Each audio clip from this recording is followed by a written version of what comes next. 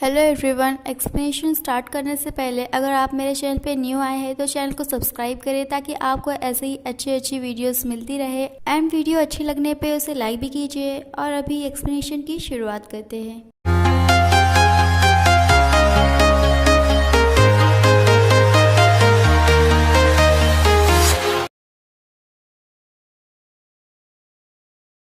सो 15 episode की शुरुआत में डिफेंग उस पर्दे को हटाता है। शाओ वहाँ पर देख रही होती है, तभी वो उसे बताता है कि वो इस बटन को चालू करेगी तो उसका जो कपड़े हैं वो आराम से सूख जाएंगे। बट वहाँ पर लिशेंग उन लोगों को नहीं दिखता है। तभी डिफेंग को कॉल आता है, वो वहाँ से जाता है। शाओ बाथटब के पास आती है और कहती है कि वो बाहर आ सकता है। और जो लिशेंग है वो झाग में छुपा हुआ था। शाओ उससे पूछती है कि उसने इतने देर तक अपनी सांसें कैसे रोक के रखी थी। फिर शाओ कुछ ड्रॉ करते हुए लिशेंग से कहती है कि क्या उसे मालूम है कि वो डिफेंग को ये पता क्यों नहीं होने दे रही थी कि लिशेंग उसके कमरे में है, क्योंकि उसने सुडोंग के डॉक्यूमेंट में जिस कंपनी का लोगो देखा था वो किसी और की कंपनी नहीं बल्कि डिफेंग की कंपनी का ही लोगो है। तो लिशेंग उन सारे इंसिडेंट के बारे में सोचता है जहाँ पे डॉक्टर ने कहा था कि वो लोग फर्स्ट टाइम वो लिशेंग का प्रोडक्ट यूज कर रहे हैं और डिफेंग ने उसे डोनेट किया था। फिर उसे शाओ की बात याद आती है कि डिफेंग सुडोंग का इन्वेस्टर है, बट सुडोंग को इतना कुछ हो गया है और उसने उसके बारे में जरा भी जिक्र नहीं किया है। लिशेंग निंग को कॉल करता है और उसे डिफेंग के बारे में छानबीन करने के लिए कहता है।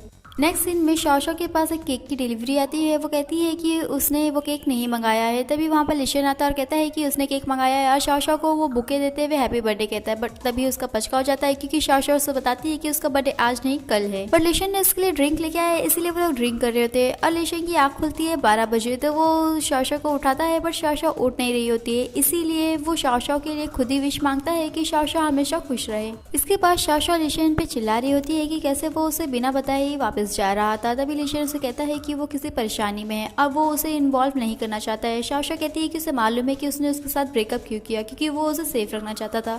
बट क्या वो जानता है कि वो उसका साथ देना चाहती है। वहीं डिफेंग शाओ को विश करते हुए उसके रूम में जाता है तो उसे पता चलता है कि शाओ ने चेकआउट कर लिया, वो वापस चली गई है। और तभी वो किसी को कॉल करके प्लान के बारे में पूछता है और उसे स्टार्ट करने के लिए कहता है। इसी दरमियान निंग शाओ और लिशेंग को बताता है फैंग के बारे में कि उसने इंक्वायरी के लिए, तो उसे पता चला है कि फैंग अपने परिवार का इकलौता लड़का है। अब वो ओवरसीज पढ़ने गया था और कुछ ही साल में आया है और अपना बिजनेस स्टार्ट किया है। पर शाओ कहती है कि जहाँ तक उसे मालूम है तो डिफेंग ने उसे बताया था कि उसका एक ओल्डर ब्रदर भी है। उसी वक्त जो का कॉल आता है, वो लोगों को बताती है कि शाओलिन क्लिनिक के सामने बहुत सारे लोग प्रोटेस्ट कर रहे हैं। शाओ उसे कहती है कि क्या वो सीसीटीवी कैमरे में चेक करके बता सकती है कि क्या इन दिनों में कोई ऐसा पर्सन है या गाड़ी है जो वहाँ पर लगातार नजर बनाए रखी है। तो जुओ से पता चलता है कि वहाँ पर एक गाड़ी है जो हमेशा खड़ी रहती है और उस गाड़ी का इस बार निंग पीछा कर रहा होता है। अब फोटो निकाल के शाओ और लिशेंग को भेजता है। लिशेंग उस फोटो को देखता है और निंग को कहता है कि वो उस गाड़ी को और फॉलो ना करे, वापस आ जाए। और शाओ उससे पूछती है कि वो ऐसा क्यों कह रहा है, अगर वो फॉलो करेगा तो लोगों को और कुछ एविडेंस मिल सकता है। तभी लिशेंग उसे बताता है कि उस शख्स को उसने पहले भी देखा है और उसे लगता है कि वो थोड़ा खतरनाक है क्योंकि उसने एक बार उसके ऊपर वार किया था। और जब उसने होटल वाले लोग से फुटेज मांगा था तो पता चला कि वहाँ का जो कैमरा है किसी ने खराब कर दिया है। नेक्स्ट मोमेंट में डिफेंग शाओ को गिफ्ट देता है और कहता है कि वो उसे उसी दिन वो गिफ्ट देना चाहता था, बट वो वहाँ से चली गई थी। शाओ उसे सॉरी कहती है और बताती है कि वो लिशेंग की वजह से थोड़ा परेशान थी, इसीलिए वो बिना बताई आ गई थी। और शाओ डिफेंग को कहती है कि भले ही उन दोनों का ब्रेकअप हो गया फिर भी वो उसके लिए काफी खास है, वो उसकी फैमिली जैसा है। और फिर वो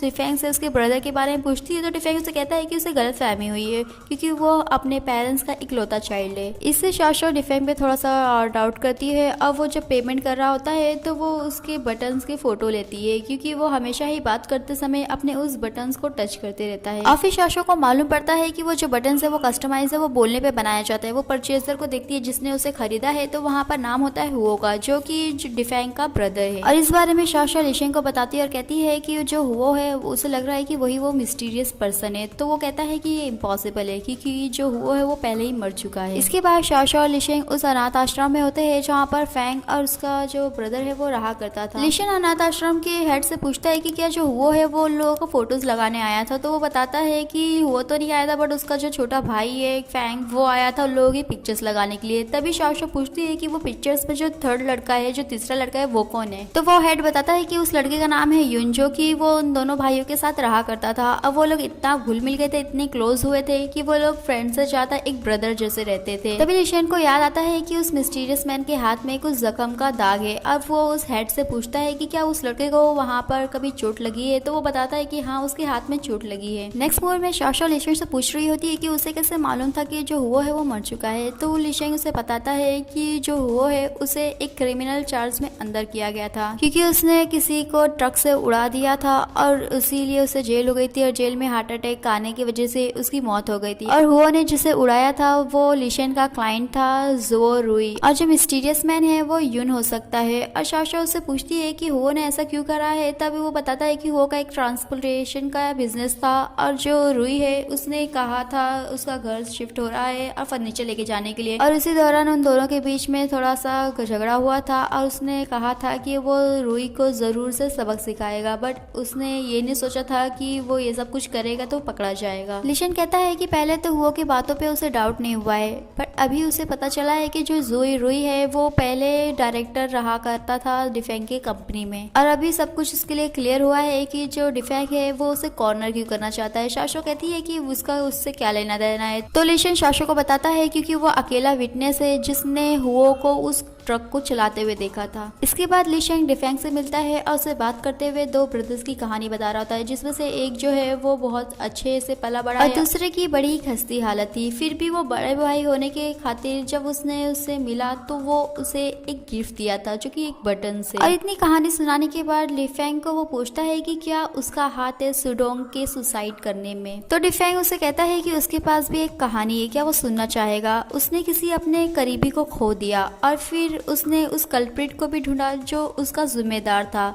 अब उसने कसम खा ली थी कि वो भी उसे वही मजा चखाएगा। और डिफेंस निशन से कहता है कि उसने सुना है कि उसकी मदर अभी अभी हॉस्पिटल से आई है और उसके ऊपर चार्जेस भी लगा हुआ है सुडोंग को लेकर, और उसकी फैमिली ऐसा नहीं लग रहा है कि उसे माफ करने वाली, तो हो सकता है कि वो लोग जाके हॉस्पिटल में उसकी मदर को भी कुछ कर सकते हैं। तभी लिशेंग उसका कॉलर पकड़ते हुए कहता है कि क्या वो उसे धमकी दे रहा है, तो डिफेंग कहता है कि क्या वो गलत कर रहा है। नेक्स्ट सीन में शाश और लिशेंग से बात कर रही होती है सुडोंग को लेकर, क्योंकि उसे होश तो आ गया बट उसकी मेमोरी भूल गई है, और इसीलिए वो लोग उस पे ऑल्फैक्टर मेमोरी वाला इफेक्ट करेंगे जिससे उसे अच्छे से याद आ जाएगी, क्योंकि उसे मालूम है कि वो हमेशा ही स्मेल से सेंसिटिव था। वो लिशेंग को एग्जांपल देते हुए बताती है कि जैसे वो मैपल सिरप जब भी स्मेल करती है तो उसे उसकी याद आती है। पर शाशा जब वहाँ जाती है तो सुडोंग की वाइफ उसे मना करती है सुडोंग के पास आने में, और फिर वो सुडोंग की वाइफ को समझा रही होती है कि लिशेंग के बारे में जैसा वो सोच रही है वैसा कुछ भी नहीं है। तभी लिशेंग वहाँ पर आता है और सुडोंग की वाइफ को बताता है कि पुलिस का मैसेज तो उन लोगों को मिल ही गया होगा, कि पुलिस ने कहा है कि वो जो ऑडियो मिला था उसमें छेड़छाड़ हुआ है, वो एडिट करा गया है। इसके बाद देखते हैं कि सुडोंग के रूम में वही अगरबत्ती जली होती है जो कि डिफेंग अपने ऑफिस में हमेशा जलाया करता है, और इसीलिए सुडोंग को सारी बातें याद आ रही होती है, जहाँ पर कोई उसे कह रहा है कि वो उसका कर्जा उतार देगा बट उसके बदले में किसी पर उसे इल्जाम लगाना होगा, उसके लिए उसे अपने रिस्क लेना होगा लाइफ पर, बट वो मरेगा नहीं, वो लोग उसे बचाएंगे, और बचाने के बाद उसे किसी को अक्यूज करना होगा और उसका नाम है लिशेन, और कहना होगा कि उसने ही उसे मजबूर किया था सुसाइड करने पे, और देखने में पता चलता है कि वो कोई और नहीं डिफेंग है।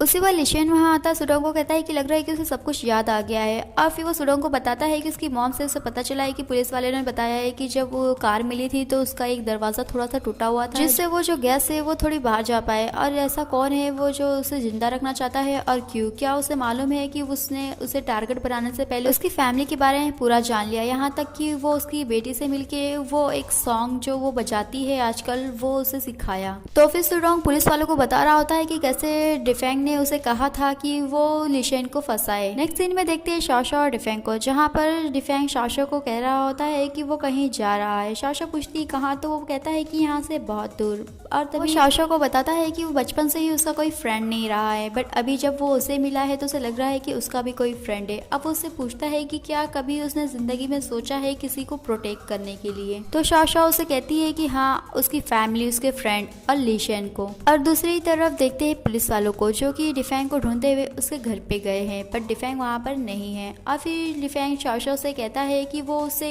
एक और चीज के लिए मिलना चाहता था, वो उसे एक गिफ्ट देता है और कहता है कि वो उसके जाने के बाद वो जब घर पे जाए तो खोले। शाशा डिफेंग के जाने के बाद लिशेंग को कॉल करके बता रही होती है कि जो डिफेंग है वो अभी अभी यहाँ से गया है। शाशा को वो कहता है कि वो वहीं रुके, वो उसको लेने आ रहा है, बट तभी कोई आता है जो कि उसे किडनैप कर रहा है। और आज का हमारा ये वीडियो यहीं पे फिनिश होता है, फिर मिलेंगे नेक्स्ट पार्ट में। वीडियो अच्छी लगे तो चैनल को सब्सक्राइब करें, वीडियो को लाइक करें और कमेंट करके बताएं, और आगे जानने के लिए स्टे ट्यून्स।